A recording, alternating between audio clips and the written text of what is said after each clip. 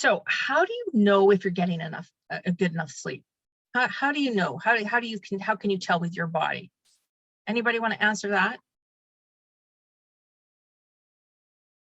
How do you know if you've had a good night's sleep? What's I your don't day get like? headache. I don't get Okay, headache if I had good night's sleep, whether or not it is a short period or long. okay.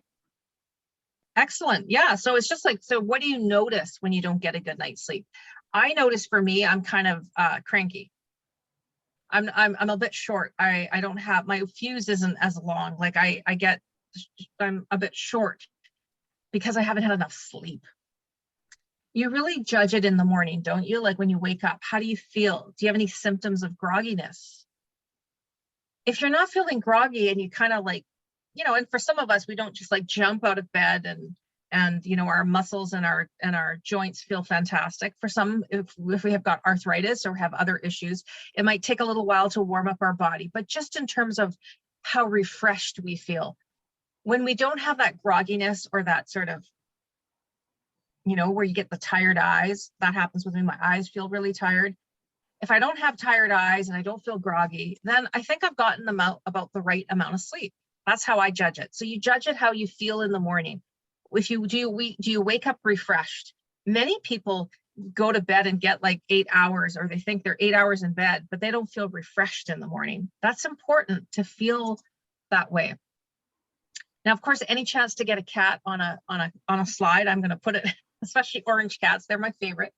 But why is sleep so important? Well, getting enough sleep is really not a luxury. And I want you to understand it that way. It's not a luxury. It really is a necessity for us humans. And I think for cats too, but they have their life is a little bit easier than ours, I think. Think of it as a necessity, like eating, like drinking, like breathing. We do need, as humans, we need to get sleep. It's part of our DNA. Now, Harvard Medical School experts revealed that there's an estimated 50 to 70 million Americans that have some kind of sleep issue, sleep disorder. Something's not good with their sleep. That's a lot of people. That's a lot. 50 to 70 million Americans. Now, when we are sleeping, what's our brain doing? It gives our brain a chance to relax. It gives our brain a chance to do some reorganization. That one's interesting. That's kind of like, I think of in the old days, used to talk about the computer when you restarted it or put it to sleep or turned it off. It gives us a chance to defrag. Our brain kind of does something similar where it just sort of reorganizes. It processes information that you learned during the day. It actually does some of that stuff. It really does enable us to function more efficiently the next day. And why that is because the information's been like sorted and the data's been put in a nice spot in the brain. Then the next day we're able to retrieve that data from our memory. When we have a good sleep, it's not just because our body's not doing anything. It's our brain is still organizing and getting things in order while we're sleeping. The other thing that they talk about when I did the research on this class, and I was really excited to do research on this because I really wanted to coach you guys better when it came to sleep, because so many in some of the other health classes that I teach to you, people will say, yeah, I still don't get a very good night's sleep. So I really wanted to study this hard. One of the things I found out was that when we sleep and we get a good night's sleep, our brain gets a chance to strengthen our memories. So if you're finding like your memory hasn't been very good lately, maybe it's not, early signs of dementia. Maybe you haven't been getting good quality sleep, and that could be part of it. It also, this is interesting, it helps us to review our emotional details from the day. So let's just say you had a confrontation with somebody, or you had a cup of tea with a friend and it was a very emotional meeting together because of what they shared with you. It allows your brain to review through some of these emotional things that happened during the day.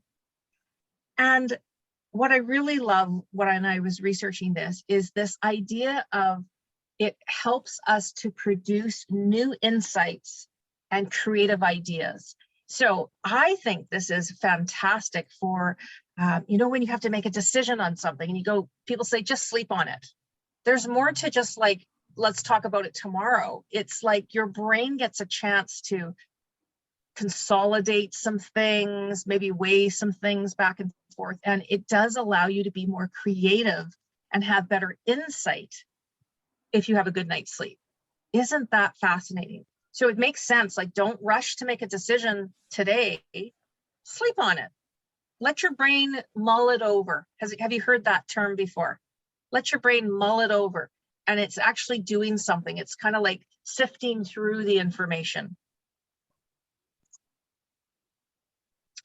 The true value of sleep. Wow, good quality sleep is absolutely important. Many costs of insufficient sleep go unnoticed. We don't even realize it, but scientists have now studied and identified there is a connection between inadequate sleep and disease. Yikes. Connection between inadequate sleep and disease. Now, they're not saying specifically how it's connected, but there is some form of connection. So what's the value then of getting a good night's sleep? Boy, higher than I thought. Higher than I thought. So, you know, if you're doing all the right things, you're eating the, you know, the chia seeds and the, you know, you're eating fruits and vegetables and you're walking every day and you're doing all these things, but your sleep hygiene is not great. That's where I would want you to focus your attention. All those other things are fantastic for us. We want to make sure that we're getting enough water. I always have my water with me. We want to make sure we're getting movement. That's why I'm standing up, teaching you guys now, so that it gives you guys an opportunity also to take a break, stand up while we're talking together. It's just so important. All these things are important, and also getting that sleep. So sleep and physical health. Here are some of the short-term consequences of not getting proper sleep. Impaired judgment. Has anybody felt like that? Like you can't make a decision? You didn't sleep very well? Oh, I had a terrible night's sleep. Can't make a decision to save my life. You know, we would, like my mom used to say stuff like that. Impaired mood. We all know about that. We're a little bit cranky. I know I get very cranky. I'm short. I have no tolerance to anything if I didn't sleep very well. What about memory? Like I can't remember anything. I just feel like I can't retain any information. I don't even, if I haven't had a good night's sleep, I don't even want to go to the bank machine and put my bank card in because I think I'm going to forget my bank code. Has anybody had that before? Like you just haven't had enough sleep. You're just not feeling yourself. You don't trust yourself to drive. Has anybody had that? You haven't had a good night's sleep and you don't want to go out in the car. You know, if you haven't had a good night's sleep, I don't think you should be getting behind the wheel of your car and driving if you've not had enough sleep or good enough sleep. There is an increased risk of accidents and injury, whether it's falling, not noticing something, being kind of like dozy, and in the house or in your car.